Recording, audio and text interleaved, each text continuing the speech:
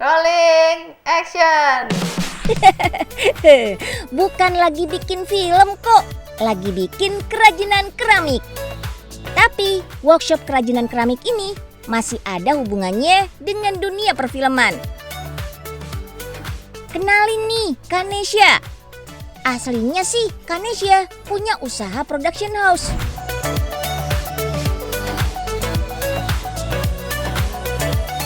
Tapi banting setir jadi pembuat kerajinan keramik. Penyebabnya kepepet. Gara-gara pandemi di tahun 2020, semua kegiatan syuting film dan iklan dihentikan. Terpaksa harus cari alternatif lain untuk mendatangkan cuan. Sebenarnya udah ada interest ya dari sebelum pandemi, dan pas pandemi dilanjutin lagi, dan ternyata menemukan hobi di sana untuk bermain sama tanah, untuk kayak bentuk-bentuk tanah, dan ternyata itu nggak gampang, sebuah challenge. Jadinya timbul apresiasi lebih untuk craftsmanship di keramik ini, terus menarik sekali gitu. Prosesnya juga menarik, dan akhirnya ya udah sama teman-teman kita gabung untuk bikin hobi-hobi kita ini gitu. Belajarnya secara otodidak dari internet, lalu dikembangkan dengan cara mendesain sendiri, kemudian dipraktekkan. Bahan tanah liatnya produk lokal alias dari dalam negeri, karena lebih murah dan kualitasnya oke. Dari hasil belajar, Kanesha menemukan metode paling tepat dan mudah untuk membuat keramik. Namanya hand build. Keramik dibentuk dengan cara menekan-nekan tanah liat langsung dengan tangan. Selain itu, metode yang sering digunakan adalah teknik throwing atau teknik putar. Badan keramik dibuat menggunakan alat putar kaki. Kalau bentuknya sudah jadi, dikeringkan dulu selama 10 hari. Setelah itu, baru bisa dibakar. Keramik dibakar dengan suhu sekitar 900 derajat Celcius. Pembakaran pertama biasa disebut biskuit. Keramik dibakar selama 8 jam. Oven pembakaran baru bisa dibuka setelah 2 hari ya. Panjang juga ya prosesnya. Setelah itu diglazing. Tujuannya agar seluruh pori-pori keramik tertutup. Glazingnya sudah food grade, jadi aman untuk peralatan makan. Biar lebih estetik, tinggal diberi warna atau dilukis. Terakhir, dibakar lagi dengan suhu 1200 derajat Celcius. Pengalamannya lebih banyak di produksi sih, buat manage tim, saya gitu kan, untuk manage flow produksinya. Nah, terus kalau untuk di kreatif, mungkin karena sekarang kan digital banget gitu kan, jadi pengalaman untuk bikin konten kreatif berhubungan dengan keramik, terus misalnya ide-ide kreatif yang berhubungan dengan keramik gitu, dan juga sama dari sisi marketingnya juga gitu kan, cari-cari kolaborasi, terus gitu kerjasama sama beberapa perusahaan gitu-gitu sih yang banyak kepake juga di sini gitu. Ada cangkir, mug, hingga mangkuk. Gak mau sekedar beli jadi, bikin sendiri juga bisa. Yap, di workshop ini Kanesha juga membuka kelas pelatihan. Peserta bisa membuat produk keramik sesuai kreasi dan imajinasi. Belajar bikin keramik kayak gini bisa jadi cara untuk terapi. Peserta bisa berlatih untuk lebih fokus dan mengurangi stres. Karena untuk orang bisa connected sama clay-nya dan bikin kayak gini, itu memang perlu, nggak tahu ya, perlu sesuatu yang different aja, dan saya tertarik aja untuk bisa achieve kayak gini. Nggak tinggal di sekitar Jakarta, tapi pengen berkreasi dengan keramik juga. Workshop ini juga menyediakan keramik polos, lengkap dengan cat, kuas, dan pernis. Dikemas dengan estetik, jadi cocok untuk kado atau berkreasi sendiri. Pemasaran kita sekarang ini ada di online untuk barang retail dan juga workshop kelasnya. Workshop kelas juga bisa buat anak-anak kecil dan kayak painting-painting kayak gini. Bentuknya elegan dan estetik, tahan panas dan aman. For your information nih Sobat Unyil, Pakar kesehatan merekomendasikan peralatan makan berbahan keramik karena tidak menyerap zat-zat kimia terlarut di dalam makanan.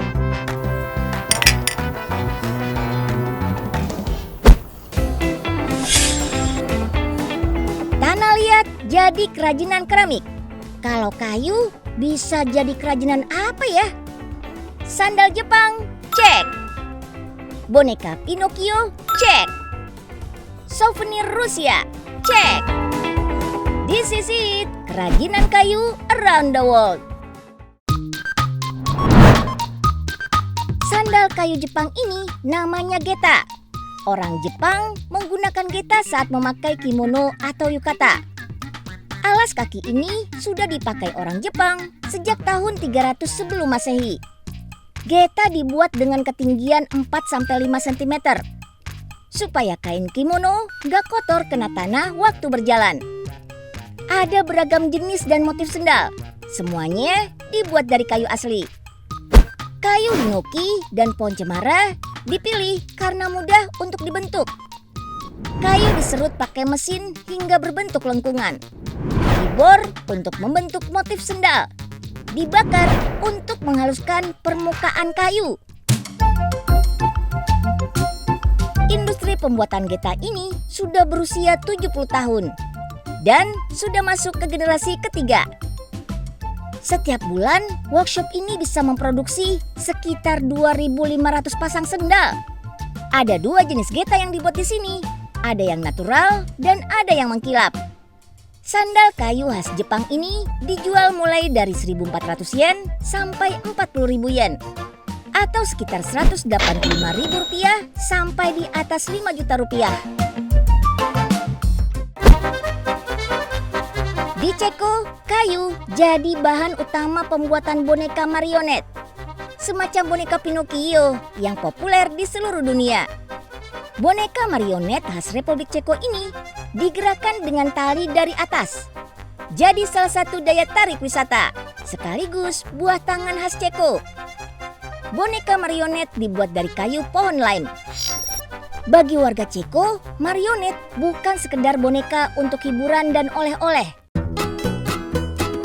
Boneka kayu ini punya peran penting dalam mempertahankan bahasa Slavik, bahasa tradisional di Ceko.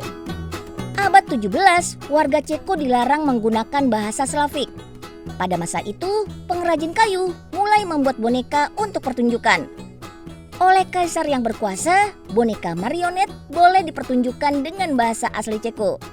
Bisa dibilang, boneka marionetlah yang menyelamatkan bahasa tradisional Ceko dari kepunahan.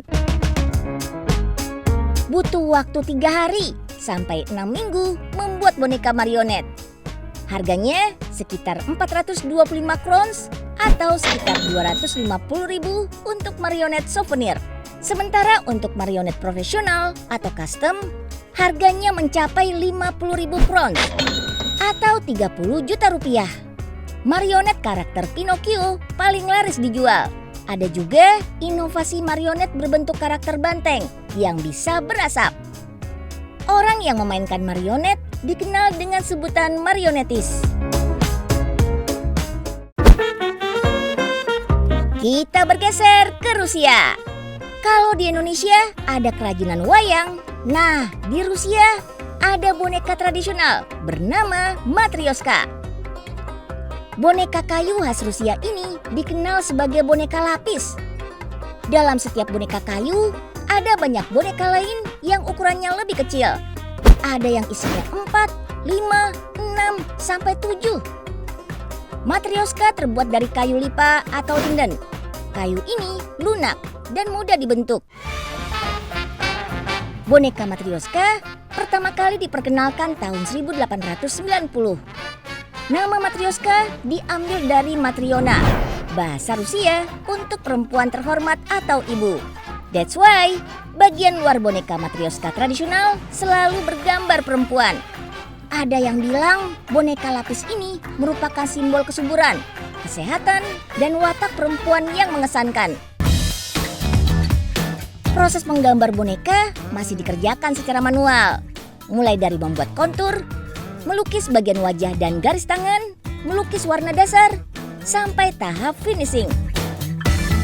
Tahun 1990, pengrajin Matryoshka mulai bebas mengekspresikan diri.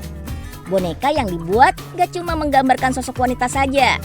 Tokoh politik dan orang-orang terkenal lainnya mulai dibuat versi Matryoshkanya juga.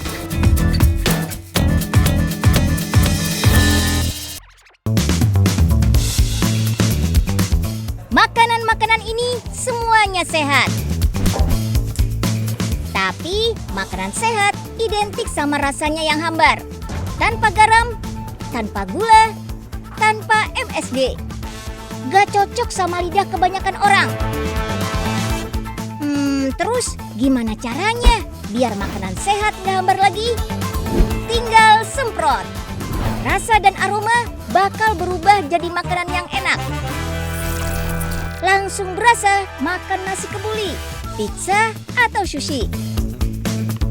Rasakan kelezatan dari resep dan rempah asli dari 4 masakan paling enak di dunia.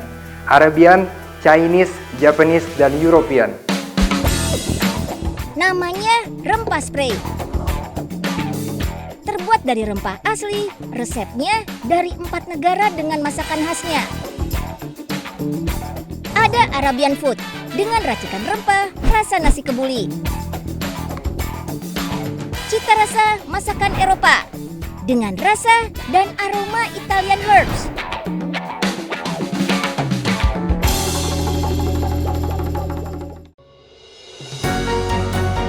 Chinese food, racikan bumbu 5 rempah. Dan Japanese food dengan rasa umami dari rumput laut asli. Dicampur bersama minyak kelapa murni yang dimasak dengan rempah asli. Hasilnya, semua rempah terekstrak dan terserap bersama minyak kelapanya. Gak perlu dimasak, tinggal semprot ke makanan, kenikmatan makanan lezat langsung kerasa. Tapi ingat ya, semprotan ini cuma sebagai perasa aja. Makanan sehat, nutrisinya tetap harus lengkap dan seimbang. Tahun 2019, awal mula Kak Osman merintis produk botol semprot berbahan dasar herbal dan rempah. Sebagai lulusan jaminan mutu pangan dari IPB, Kak Osman sudah mengenal berbagai teknik pembuatan produk olahan pangan. Keahliannya meracik bahan alami dengan memanfaatkan bahan dasar minyak kelapa murni. Produknya yang paling laris adalah cancel lapar. Cocok buat yang gak bisa menahan diri untuk terus-terusan ngemil.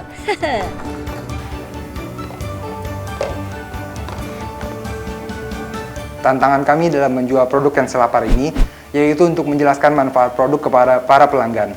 Namun dengan kegigihan kami menjelaskan produk ini, alhamdulillah sekarang cancel lapar sudah terjual lebih dari 30.000 piece dan menghasilkan omset puluhan juta rupiah per bulannya.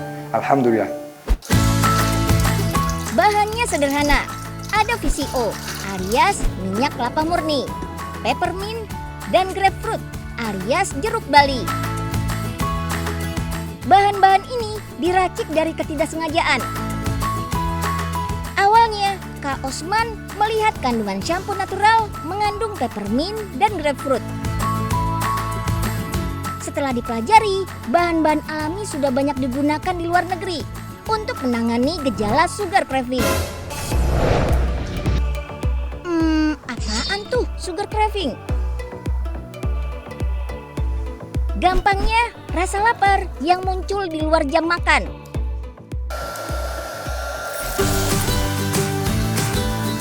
Bisa dibilang lapar palsu. Biasanya muncul 3 jam setelah makan. Dari perpaduan dua bahan dengan teknik pengolahan yang tepat, terciptalah antisupresan alami yang mengurangi rasa lapar.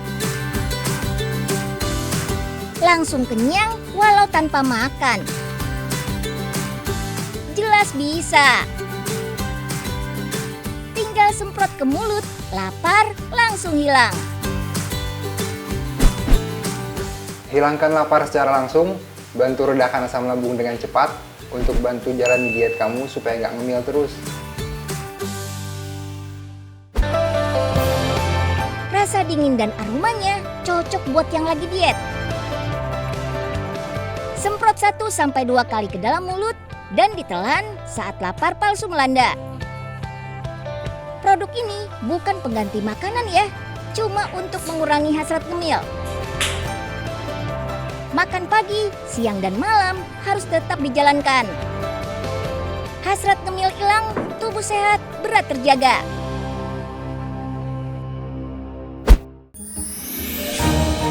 Olahraga tanpa makanan sehat bagai sayur tanpa garam. Hambar! Yes, olahraga memang penting supaya tubuh sehat dan bugar. Tapi kalau makanannya masih ngawur, sama aja bohong. Cemilan senikmat gorengan sulit ditinggalkan. That's why Kariki Kurnia Chandra dan Cassandra Alvina bikin camilan sehat yang bisa dikonsumsi semua usia. Terbuat dari sayur. Kenapa sih repot-repot bikin cemilan sehat? Padahal kan cemilan tuh yang penting enak. Ternyata karena ingin menutrisi anak Indonesia tuh. Iya, awalnya bener-bener sayur, idealis banget kan gitu Iya, ya. betul. Terus akhirnya ngeliat market gitu ya, ternyata butuhnya ya bukannya idealis tapi ya yang enak di mulut tapi tetap dapat manfaat sayurnya gitu kan. Bahkan mereka sampai rela loh meninggalkan pekerjaan awalnya di perusahaan multinasional demi menciptakan camilan sehat ini. Udah 2 tahun kerja di salah satu multinational company gitu ya di oil and gas di tahun 2012 sampai 2014. Waktu itu sih senang sebenarnya, tapi at some point di tahun 2014 di bulan Juli ya, sekitar bulan Juli itu saya mulai bertanya-tanya apakah memang ini yang saya cari, terus apakah memang kemampuan saya ini hanya sebatas di situ aja gitu. Karena saya merasa kemampuan saya bisa bermanfaat lebih banyak lagi untuk orang lain gitu. Oh iya, satu pesan nih dari Kariki dan Cassandra. Kalau mau punya usaha, yaitu harus fokus.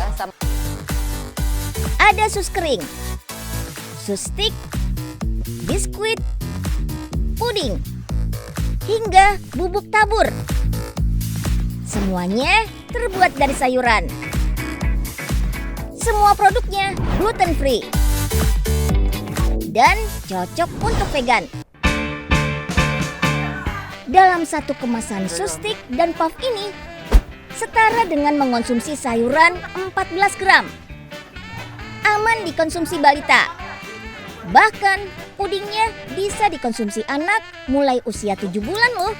Pudingnya juga aman untuk yang alergi susu. Karena dibuat tanpa susu dan gulanya terpisah. Dalam satu sajian snack mengandung lebih dari 1 jenis sayuran organik tuh. Memang gak ada yang mudah. Butuh percobaan supaya berhasil jadi cemilan sehat dengan rasa pas. Bukan hanya 1 atau 2 kali percobaan, tapi sampai ratusan kali bahkan. Belum lagi soal pencarian bahan sayuran. Mereka berkomitmen hanya menggunakan real food atau bahan-bahan sehat dan segar. Bahan sayur langsung diambil dari petani setempat.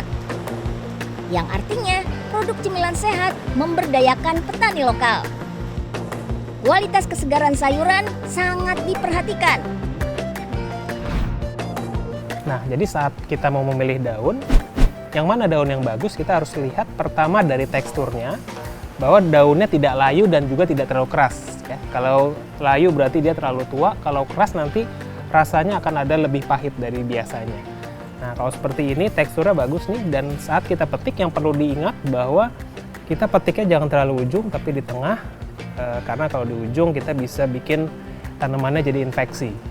Nah, seperti ini kita potes sedikit dan kita sudah dapat daun yang kualitasnya sangat baik. Yap, kayak sayur kale ini. Kandungan kale si superfood kaya akan vitamin, mineral, dan fitonutrien yang bisa menangkal beragam penyakit. Dijamin deh, asupan gizi harian kita terpenuhi. Bahkan bisa menjadi pelengkap imun booster tuh.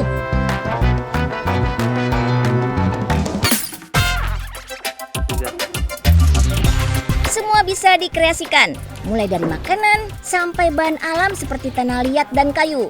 Asal mau berpikir kreatif, semua bisa jadi cuan. Oke, sekian dulu informasi dari Unyil hari ini. Sampai jumpa di episode berikutnya.